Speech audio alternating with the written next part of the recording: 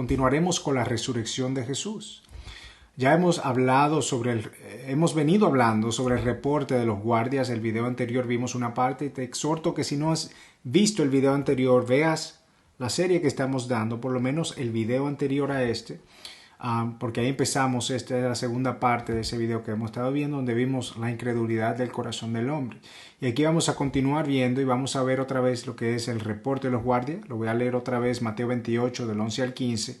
Y vamos a continuar desglosando esto que pasó. En el Mateo 28, versículo 11. Mientras ellas iban, aquí uno de la guardia fueron a la ciudad y dieron aviso a los principales sacerdotes de todas las cosas que habían acontecido. Y reunido con los ancianos y habido consejo, dieron mucho dinero a los soldados diciendo: decid vosotros, sus discípulos vinieron de noche y lo hurtaron, y estando nosotros dormidos. Y esto lo oyere el gobernador, nosotros le persuadiremos y os pondremos a salvo. Y ellos, tomando el dinero, hicieron como se le había instruido. Y este dicho se ha divulgado entre los judíos hasta el día de hoy. Entonces, ¿qué vemos aquí? Los soldados fueron donde estaban los sacerdotes a contarle de la tumba vacía, el número 1. Número 2, vemos a los sacerdotes, aún con el testimonio de los soldados, continuaron endurecidos de corazón. ¿Y qué hicieron? Planificaron una conspiración y un soborno. Y número 3, los soldados, habiendo visto este milagro, tomaron el soborno y mintieron. Para los soldados romanos, esto podría ser una pena capital, esto que estaban haciendo. Y tenían riesgo de muerte, uno, por fallar su posición, y segundo, por tomar un soborno y mentir. Ellos dejaron que el sello romano sobre la piedra fuera roto, y que las amarraduras de la piedra fueran rotas, y que la piedra fuera removida. Vemos como unos hombres asesinos, que seguro habían quitado la vida ya a personas anteriormente, entrenados para la guerra, duros de corazón, listos para obedecer y pelear contra cualquiera que viniera, quedaron desmayados de temor al ver a esta figura celestial. Esta visión que ellos vieron debió haber sido algo aterrador y al mismo tiempo espectacular. Cuando todo esto ocurrió, todavía era de noche, y estos hombres, mientras hacían su vigilia, vieron a este ángel descender del cielo. Nosotros no sabemos cuántos soldados eran, pero eran una cantidad significativa. Y el hecho de que todos dijeran la misma visión, sabemos que no era ni una ilusión, ni una alucinación, ni una paranoia. Porque las alucinaciones normalmente son primero auditivas y tampoco ocurren en grupos. Nosotros vemos que los seres angelicales, cuando se aparecen, lo que traen es primeramente temor a cualquiera que los ve. Los ángeles casi siempre dicen a los creyentes: no teman, antes de dar su mensaje. Y lo vemos en Lucas 1:13, en Lucas 1:30, Lucas 2:10. Hay muchos versículos que muestran esto. Y estos hermosos seres, increíbles, poderosos, fuertes, veloces, tienen la capacidad de matar o traer enfermedades sobre nosotros. Ellos son mensajeros de Dios, que es lo que significa la palabra ángel. Y el testimonio de este grupo de soldados no creyentes, llevado ante el concilio sacerdotal, ¿okay?, lo que debió fue producir un deseo de seguir la verdad y llegar al fondo de todo esto que estaba ocurriendo. Cualquiera pensaría que un acto como este, lo que debiera de hacer es traer a cualquiera a los pies de Dios y a las personas a clamar a Él, pero estos guardias que hicieron huyeron de la presencia de este ángel. Y conociendo la verdad de estos hechos, entregaron la verdad por la mentira, cambiaron la honra por la deshonra y lo incorruptible por lo corruptible. Nosotros vimos a Judas que traicionó a Cristo por 30 piezas de plata. Eso equivaldría hoy a $400, $600 o 20, 30 mil pesos dominicanos. Estos soldados fueron sobornados con mucho más dinero. Ahora yo le pregunto a ustedes, ¿cuántos de nosotros, conociendo la verdad, hemos mentido? ¿Cuántos hemos dicho algo sabiendo que no es cierto? y hemos defendido nuestra posición para no quedar mal delante de otras personas o ocultar quizás un hecho vergonzoso. ¿Cuántos de nosotros no hemos dicho mentirillas blancas? Que no existen mentirillas blancas. Cuando yo no tengo el peso de vivir en la verdad en mi vida, ¿qué pasa? La mentira me sale fácil de mi corazón. Yo le digo fácil. No lo pienso dos veces antes de hablar mentira. Mientras más lejos vivo de la verdad, más cerca vivo de la mentira. Y cuando vivo en la mentira, en la falsedad, ¿con quién es que yo me estoy identificando? ¿Quién es el inventor de la mentira? Juan 8:44 dice Cristo: sois de vuestro padre el diablo, y queréis hacer los deseos de vuestro padre. Él fue un homicida desde el principio y no se ha mantenido en la verdad porque no hay verdad en él. Cuando habla mentira, habla de su propia naturaleza, porque es mentiroso y el padre de la mentira. Entonces, estos sacerdotes, queriendo ocultar la verdad, profesando seguir a Dios, conociendo la verdad del testimonio de estos guardias no creyentes, ¿qué hicieron ellos? Provocaron a los guardias a mentir, dándoles un horrible testimonio de lo que es amar y seguir a Dios, y llevando a estos guardias a mentir por el soborno que ellos les dieron. Desde el nacimiento de Jesús, los fariseos han mostrado un total desinterés en servir a Dios. Un total interés por servirse a sí mismo, aparentando servir a Dios, viviendo una vida de hipocresía, aparentando amar a Dios, pero sus acciones y su corazón están totalmente apartados de su voluntad.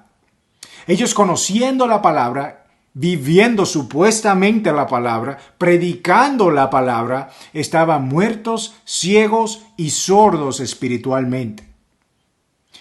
Cuando Cristo nace y vienen lo que se conoce como los Reyes Magos, que realmente eran los Magi. Los Magis venían del oriente, que nosotros lo vemos en Mateo 2:1. Estos eran grandes hombres que coronaban a reyes en los reinos sirios. Y sin su bendición, estos hombres en esta época no podían llegar a ser rey. Entonces eran un grupo grande de hombres que venían con súbditos, caballos, y eran bien conocidos de la época. Y todo el mundo en Jerusalén se enteró que los Magi habían llegado. Ellos pensaban que el rey, ¿dónde nacería? En un palacio. Y fueron donde el rey Herodes. Herodes no sabía de qué ellos hablaban. ¿Y qué hace Herodes? Consulta con los sacerdotes y los escribas. Y dice Mateo 2, del 3 al 5. Y al oír esto, el rey Herodes se turbó, y toda Jerusalén con él. Y habiendo convocado a todos los principales sacerdotes y escribas del pueblo, le preguntaron dónde había de nacer el Cristo. Y ellos respondieron: en Belén de Judea.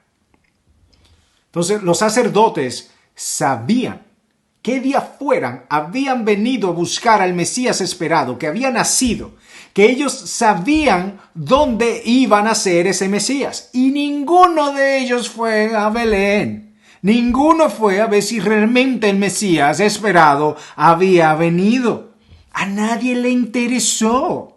Ellos conocían la palabra, no les interesaba más que su religiosidad y el prestigio que ellos tenían.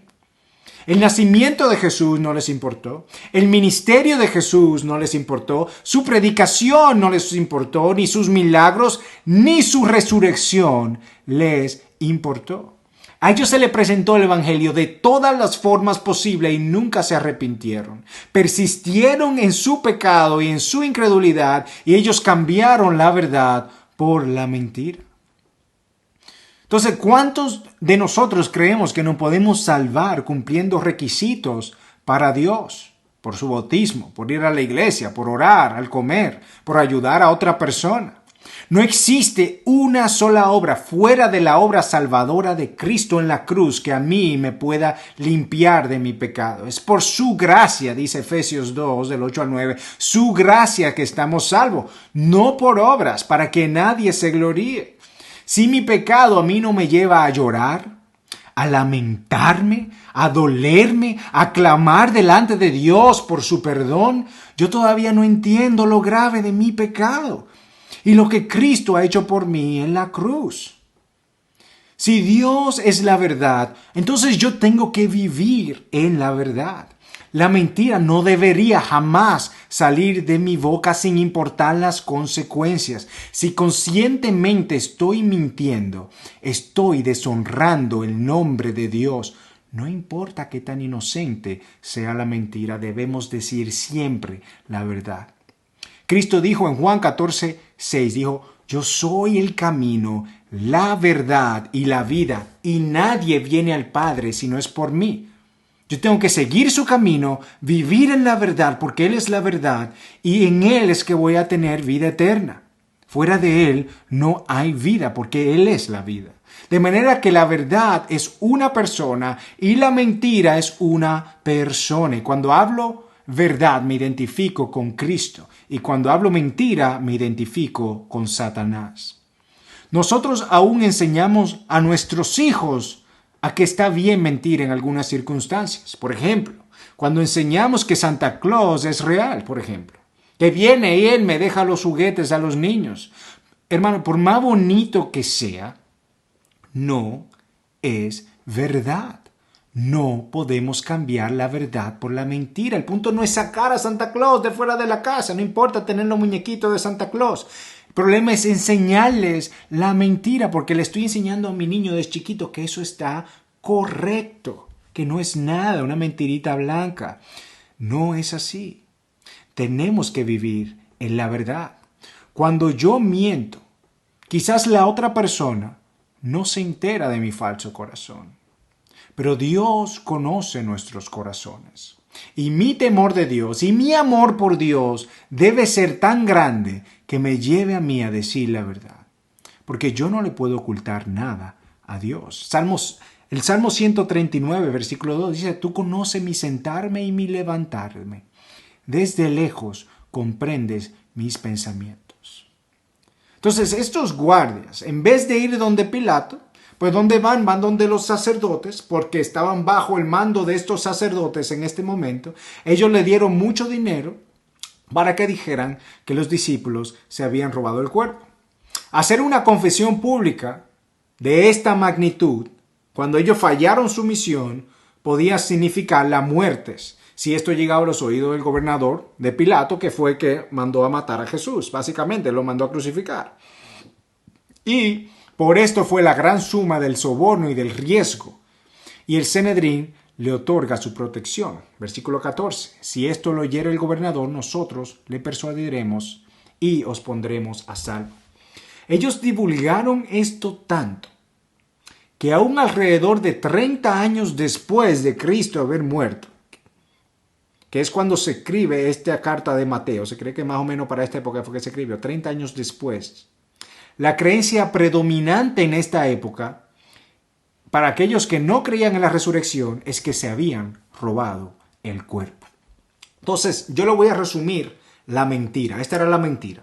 Unos discípulos, los cuales no creían que Cristo iba a resucitar, que huyeron asustados mientras Cristo fue crucificado, que no estuvieron presentes ni cuando bajaron su cuerpo, ni tampoco cuando lo enterraron, ni tampoco en la resurrección.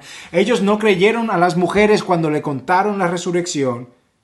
Fueron sin que los soldados, que eran expertos asesinos, haciendo vigilia, que se turnaban toda la noche para estas vigilias, se llevaron el cuerpo de Jesús para eventualmente luego morir por esta mentira que ellos crearon. ¿Por qué usted cree que esta verdad no es la que predomina hoy día en las personas que no creen en la resurrección de Cristo? Esa no es la excusa que usan. Yo les pregunto, ¿cuál es mi precio?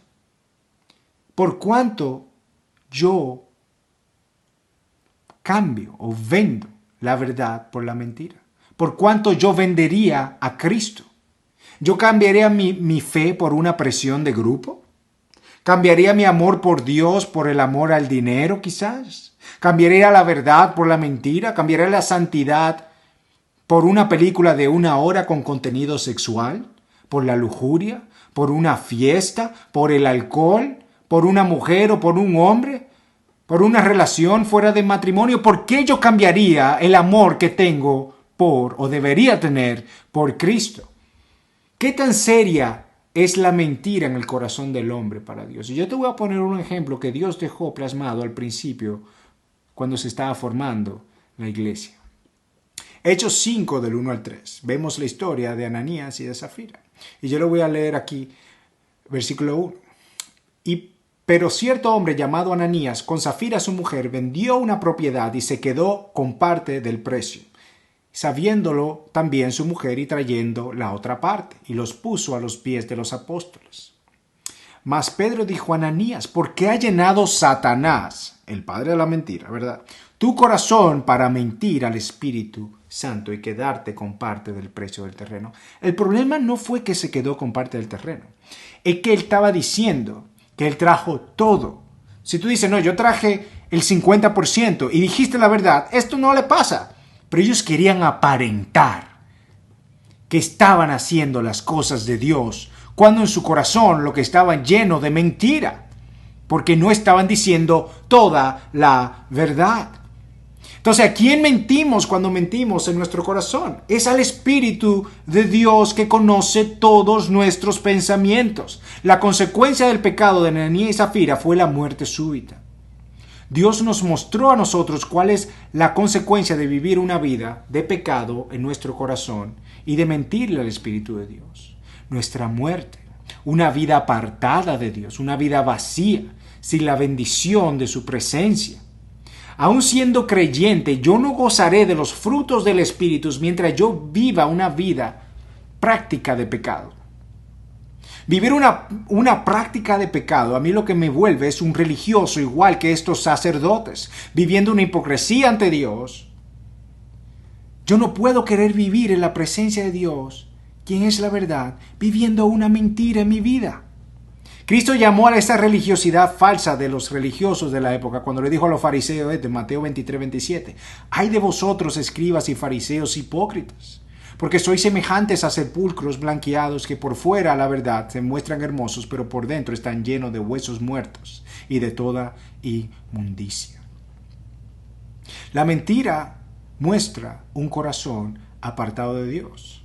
Nosotros vemos que Caín mata a Abel, y Dios le pregunta a Caín, ¿dónde está tu hermano? Después de haberlo matado, y mintió a Dios. Génesis 4:9.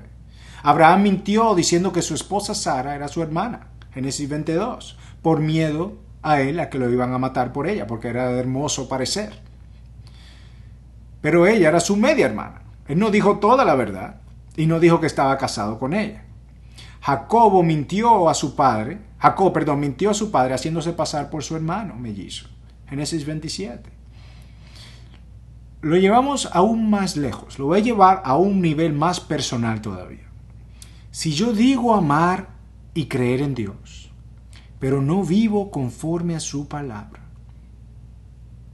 ya de por sí eso a mí me hace mentiroso. Y la verdad no está en mí. Mi propia convicción de lo que yo digo creer es lo que me está condenando. Y lo que digo creer es lo que atestigua contra mí. Mira lo que dice la palabra de Dios en 1 de Juan 2, de 3 al 5. Y en esto sabemos que hemos llegado a conocerle, si guardamos sus mandamientos. El que dice, yo he llegado a conocerle, y no guarda sus mandamientos, es un mentiroso, y la verdad no está en él. Pero el que guarda su palabra, en él verdaderamente el amor de Dios se ha perfeccionado, y en esto sabemos que estamos en él. ¿Por qué es que Dios es tan exigente con nosotros? ¿Por qué que la palabra de Dios es tan dura? Porque cuando vemos nuestra vida como somos delante de Dios, pecadores, mentirosos, lujuriosos, vanidosos, hacedores de lo malo, veo que mi vida no es digna de Él. Y mientras no entiendo lo grave del pecado, mientras no entiendo lo ciego que estoy y lo que debo rendir ante Él, Dios nos llama a nosotros al arrepentimiento, a cambiar nuestras vidas y seamos transformados por su palabra. Dios sabe lo vacío y lo sucio y lo necio de nuestro corazón. Y Dios conoce cada pensamiento que pasa por nuestra mente. Nosotros tenemos un Dios que es santo, santo, santo. Y somos llamados a vivir nosotros en santidad delante de Él. Efesios 1:4, según nos escogió en Él antes de la fundación del mundo, para que fuésemos santos y sin manchas delante de Él. ¿Y cómo puedo ser santo? ¿Cómo puedo yo limpiar este corazón de pecado? Salmo 51:17, uno de mis salmos favoritos. Los sacrificios de Dios son el espíritu contrito y al corazón contrito y humillado. Dios no lo desprecia. Mateo 5:3, bienaventurados los pobres de espíritu, los mendigos de espíritu, los necesitados de Dios, pues de ellos es el reino de los cielos. Entonces yo tengo que tener una pobreza espiritual para venir delante de Él, declarar mi necesidad delante de Dios. Y Efesios 4:20-24, pero vosotros no habéis aprendido a Cristo de esta manera. Si en verdad lo oísteis y habéis sido enseñados en Él conforme a la verdad que hay en Jesús, que en cuanto a vuestra anterior manera de vivir, os despojéis del viejo hombre que se corrompe según sus deseos engañosos, y que seáis renovados en el espíritu de vuestra mente. Y os vistáis de nuevo hombre, el cual es a semejanza de Dios y ha sido creado en justicia y en santidad de la verdad. Si queremos vivir santificándonos delante de Dios, yo tengo que reconocer mi pecado contra Él, creyentes y no creyentes. Debo venir continuamente a mendigar a su presencia. Los mendigos piden continuamente en la calle dinero. Los pobres en espíritu son mendigos espirituales y vienen continuamente delante de Dios a pedir de Él, buscando la necesidad que tienen de Él para que Dios los cambie y los transforme. Yo debo amar a Dios sobre todas las cosas, obedecer a Dios sobre todas las cosas, y todo esto entonces va a producir el gozo que viene de vivir una vida en santidad y la libertad que tenemos en Cristo, de apartar nuestro corazón para Él. Que podamos decir, como dijo David en el Salmo 51, versículo 12, devuélveme el gozo de tu salvación. Yo les invito a que vivamos en la verdad, apartados para Dios, que renovemos nuestra mente para obedecer y amar a Dios con todo nuestro corazón. Que Dios les bendiga, los ayude a continuar viviendo por su palabra.